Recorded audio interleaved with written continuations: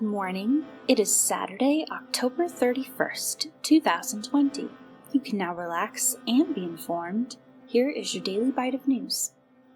An Illinois judge ruled Friday that Kyle Rittenhouse, age 17, accused of fatally shooting 2 people and wounding a third in August during a night of protest unrest in Kenosha, Wisconsin, should be extradited to the Wisconsin city to face homicide charges. A local prosecutor said that blocking his transfer would undermine the justice system. You can imagine the chaos if someone can commit a crime and step over the state borderline and get sanctuary, Lake County Assistant State Attorney Stephen Scheller said. Illinois Governor J.B. Pritzker has signed a warrant calling for Rittenhouse's extradition. Rittenhouse faces charges of first-degree intentional homicide, first-degree reckless homicide, attempted first-degree intentional homicide, possession of a dangerous weapon by a person under 18, and 2 counts of first-degree reckless endangerment.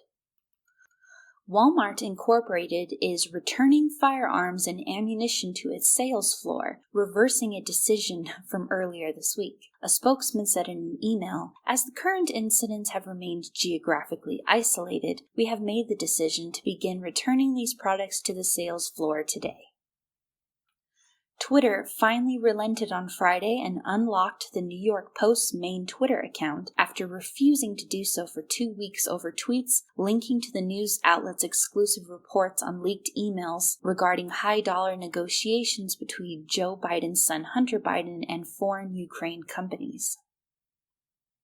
Actress Lori Loughlin reported to federal prison on Friday to begin a 2-month sentence 5 months after she and her husband pleaded guilty to a college admissions scandal charge that they conspired to have their 2 daughters admitted to the University of Southern California on false pretenses. Miss Loughlin has also been sentenced to 2 years of supervised release, during which time she must complete 100 hours of community service and pay a $150,000 fine.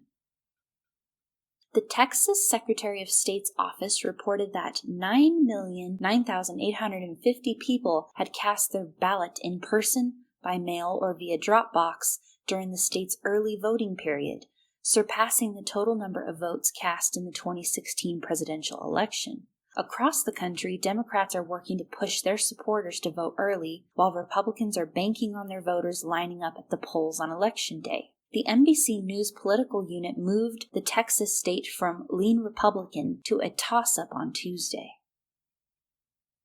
Louisville, Kentucky police sergeant who was shot and injured by Breonna Taylor's boyfriend Kenneth Walker during the botched raid that left Taylor dead is suing Walker on allegations of assault, battery, and intentional emotional distress. In the lawsuit filed Thursday in Jefferson Circuit Court in Louisville, police officer Sergeant Jonathan Mattingly alleges Walker acted recklessly when he fired his handgun on March 13th, wounding Mattingly. The shot injured Sergeant Mattingly in the leg and triggered a hail of gunfire that fatally wounded Taylor. One of Walker's attorneys, Stephen Ramirez, told Yahoo News on Friday that the suit is the latest in a cycle of police aggression, deflection of responsibility, and obstruction of facts in what is an obvious cover-up. The counterclaim just brings it full circle, Ramirez said. If Kenny can be sued for defending himself, make no mistake, all lawful gun owners' rights are at risk, and that should scare everyone.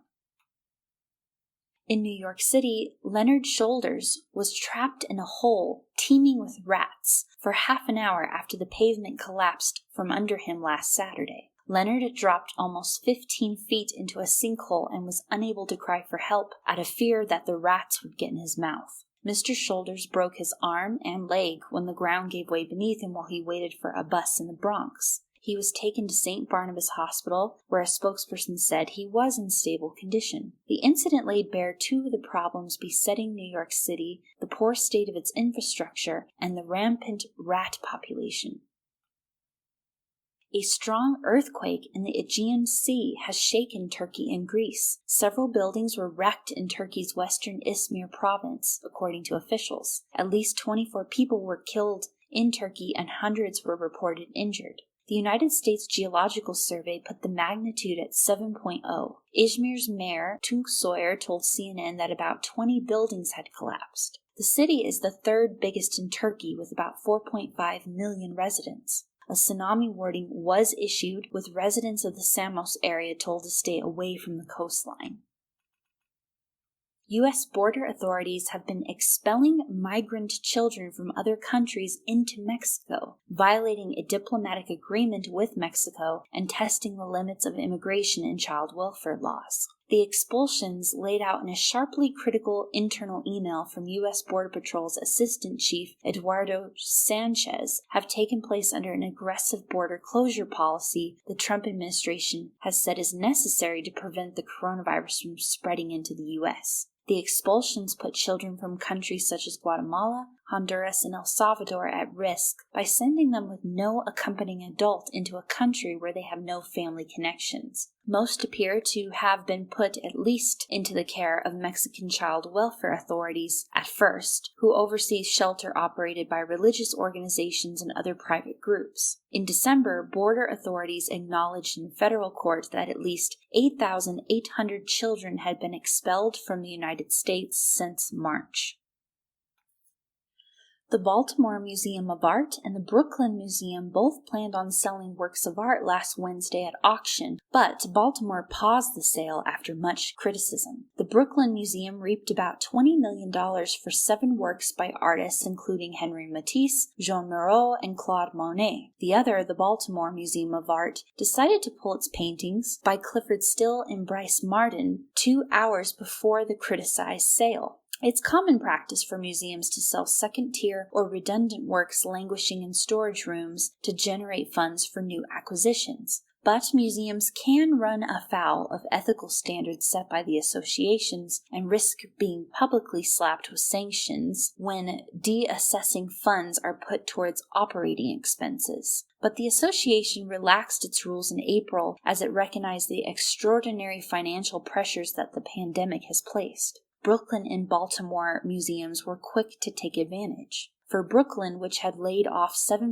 of its staff since the start of the pandemic, had an acute need. Baltimore, however, had a balanced budget and no layoffs or furloughs, but rather its director, Christopher Bedford, who in 2018 had de-assessed 7 blue-chip paintings to buy works for women of color and artists of color, seized on the opportunity to raise funds for more equity-based initiatives.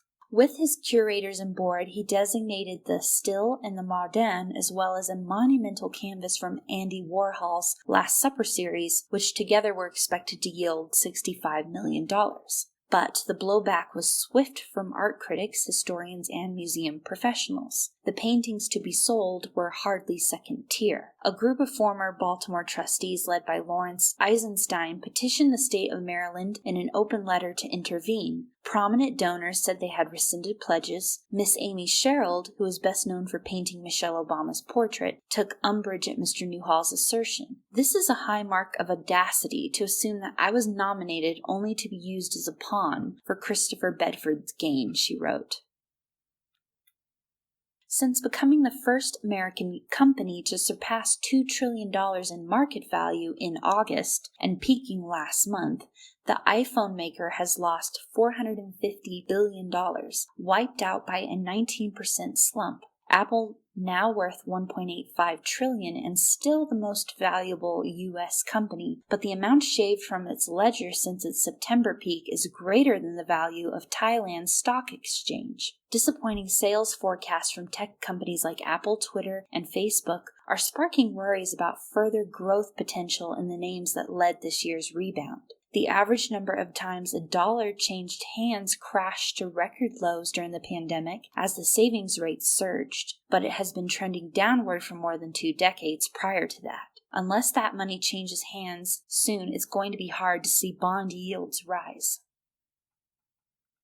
The Trump administration is preparing for a major expansion of the U.S. fleet, beginning in earnest with the rollout of the 2022 budget and into a potential second Trump term. A major buildup could deepen the naval arms race in the Western Pacific and potentially reorder the Defense Department's budget for years to come. The emphasis comes amid Trump's increasing focus on withdrawing troops from Afghanistan and other so-called forever wars. At the same time, the rhetoric from his national security and economic teams has increasingly focused on shipbuilding and growing the Navy. Defense Secretary Mark Esper has said it is urgent for the Navy to begin building 3 Virginia-class submarines per year. More than half a dozen senior White House officials and aides describe pulling back from long conflicts on land with growing the fleet. The new direction is viewed as a way to directly counter Chinese expansion while adding more industrial jobs to the economy. National Security Advisor Robert O'Brien, the California-based attorney who was brought in to replace John Bolton, said this: "You know who loves the fact that we're in Afghanistan? China. China loves the fact we're there. You know who loves the fact we're in Afghanistan? Russia.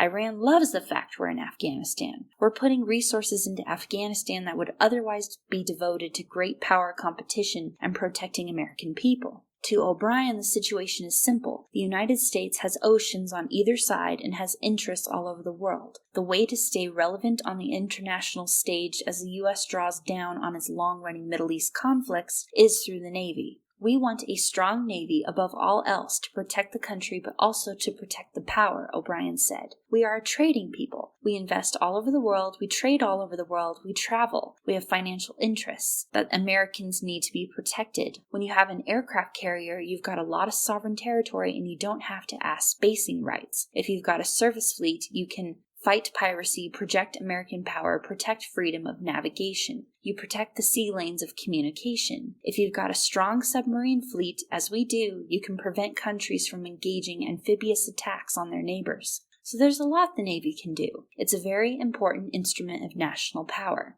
Any plans the Trump administration has for a large Navy buildup beyond the 22 budget submission would be contingent upon winning the presidential race next week. Biden has not called for major cuts to the Defense Department, but neither has he indicated he's inclined to pivot to a maritime-dominated strategy. Well, that's enough news for today. If you'd like to read up on our topics, please see our description below for sources. Subscribe to receive a daily news update. Thank you for listening. Be relaxed, be informed, be connected.